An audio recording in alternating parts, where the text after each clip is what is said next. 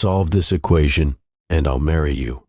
The lecture hall fell completely silent the moment Professor Elena Voss wrote the equation on the whiteboard and turned to face her students with a smile that carried more cruelty than warmth. "Whoever solves this," she announced loudly, loud enough for even the man mopping the floor near the back door to hear, "I will marry them." Laughter erupted instantly, cascading through the rows of students like a wave. It was meant as a joke, a performance of intellectual arrogance dressed up as humor. Nobody expected what happened next. Nobody, not even Elena herself, was prepared for the moment that would quietly shatter everything she thought she knew about intelligence, dignity, and the human heart. If you believe in kindness, second chances, and the quiet strength of people the world overlooks, hit that like button right now, drop a comment below, share this story with someone who needs to hear it today, and subscribe to Kindness Corner. We tell the stories that matter. Marcus Webb had been the janitor at Hargrove University for 11 years. He arrived before sunrise and left long after the last professor locked their office. He knew every hallway, every leaking faucet, every flickering light on the third floor that facilities management kept forgetting to fix. He knew the smell of chalk dust and old coffee. He knew the particular sound an empty lecture hall makes at 6 in the morning when the whole world is still sleeping and the building breathes quietly to itself.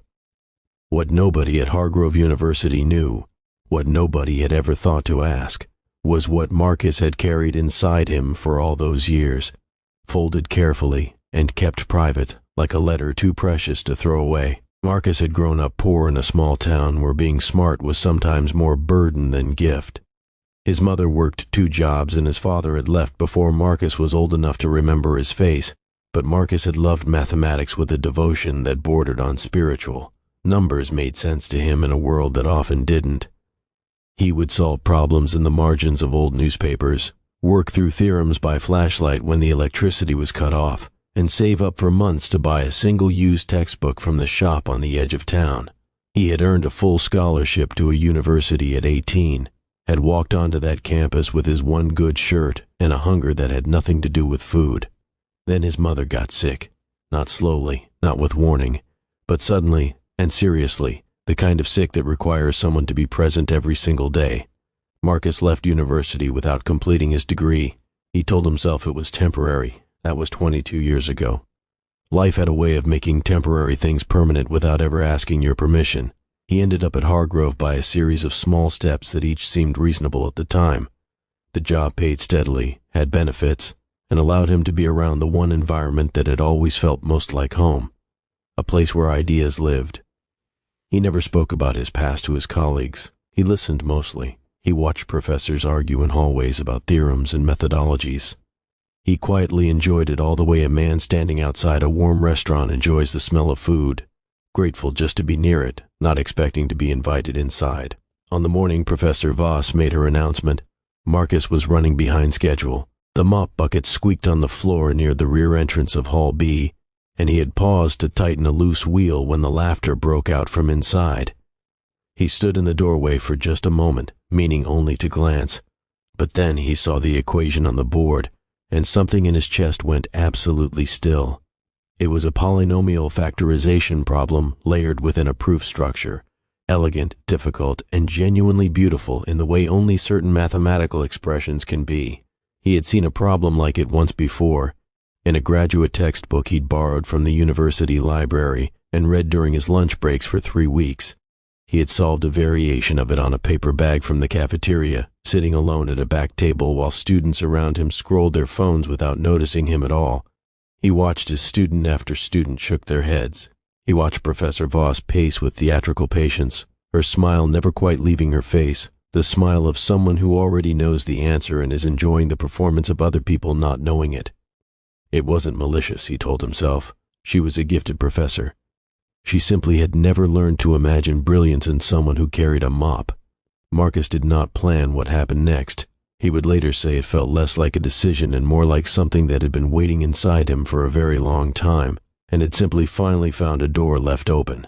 He set the mop against the wall. He walked down the side aisle. He picked up the blue marker from the tray beneath the whiteboard and without a single word, he began to write. The room went so quiet that you could hear the marker moving against the board. Marcus worked steadily, unhurriedly, moving through each step with the quiet confidence of a man who is not performing for an audience but simply doing something he genuinely loves. His handwriting was careful and clean. The logic unfolded line by line like a story being told in a language that only revealed its full beauty at the very last sentence. When he placed the final notation and stepped back, the answer was there, complete, correct, and undeniable. Professor Elena Voss stood very still. The smile had not left her face so much as frozen there, suspended between the moment before and the moment after. She looked at the board, she looked at Marcus, she looked at the board again, and anyone watching closely could see the exact second when her certainty cracked open and something far more honest came through. She stepped forward, traced the steps with her eyes, and her hand rose slowly to cover her mouth. One student began to clap, then another, then the entire hall filled with a sound that Marcus had genuinely never expected to hear in his own direction, and he stood there with the marker still in his hand, not embarrassed, not triumphant, just quietly and completely himself, in a way that he had not allowed himself to be in a very long time. Elena Voss did not marry Marcus Webb.